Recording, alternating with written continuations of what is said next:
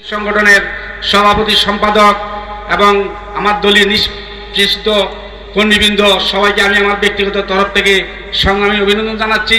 পাশাপাশি আমাদের প্রিয় নেতা লাহিন আসলাম চৌধুরীর পক্ষ থেকে সবাইকে অভিনন্দন জ্ঞাপন করছি। সংগ্রামী বন্ধুগণ, দীর্ঘ 17 বছর একটা ফ্যাসিস্টের বিরুদ্ধে আন্দোলন করে আজকে আমরা এমন একটি পর্যায়ে এসেছি, আজকে আমাদের সুখের ছায়া বয়ে যাওয়ার কথা। আজকে আমরা অত্যন্ত ব্যথিত হই। বাংলাদেশের সর্ববৃহত্তম জনপ্রিয় রাজনৈতিক দল বিএনপি, এই জনপ্রিয়তায় আজকে বিএনপির জন্য কাল হয়ে দাঁড়িয়েছে। একটি বিশেষ মহল বিভিন্নভাবে বিএনপিকে রাষ্ট্রীয় ক্ষমতার বাহিরে রাখার জন্য বিভিন্নভাবে পায়তারা চালাচ্ছে। আজকে দেশের সর্বাগ্রে বিএনপির বিরুদ্ধে সবাই আন্দোলন করছে মনে হয় আমার।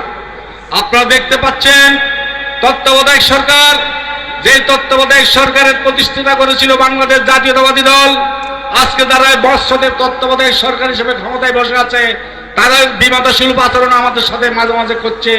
সংগ্রামী বন্ধুগণ, তার পাশাপাশি যাদেরকে নিয়ে আমরা বিগত সময়ে হাসিনা বিরুদ্ধে আন্দোলন করেছিলাম, তাদের কিছু কিছু অংশ আজকে বাংলাদেশ জাতীয়তাবাদী দলের জনপ্রিয়তায় ঈর্ষান্বিত হয়ে বিভিন্নভাবে আমাদের বিরুদ্ধে অপপ্রচার চালাচ্ছে। আজকে আমাদেরকে সেই সমস্ত বিষয়গুলো মাথায় রাখতে হবে এবং আমাদের প্রত্যেকটা নেতা কর্মীকে প্রত্যেকটা বাড়িতে বাড়িতে গিয়ে বাংলাদেশ জাতীয়তাবাদী দলের আদর্শ উদ্দেশ্য সম্বন্ধে জনগণের সাথে শেয়ার করতে হবে। আমাদের প্রিয় নেতা তারেক রহমান, উনার দীর্ঘদিন আজকে উনি দেশান্তরে থাকা অবস্থায় উনি যে সমস্ত ভিডিও ক্লিপগুলো দিচ্ছে, অনেকে দেখছেন অনেকে দেখছেন না। গ্রামে গঞ্জে গিয়ে আমাদের মা বোন চাচি জায়গায় যারা আছে তাদের সবাইকে আমাদের প্রিয় নেতা তারেক রহমানের বক্তব্যের সারমর্মগুলা বুঝিয়ে দিতে হবে। সংগ্রামী বন্ধুগণ, সময় সংক্ষিপ্ত, আর দুইটা কথাই বলবো।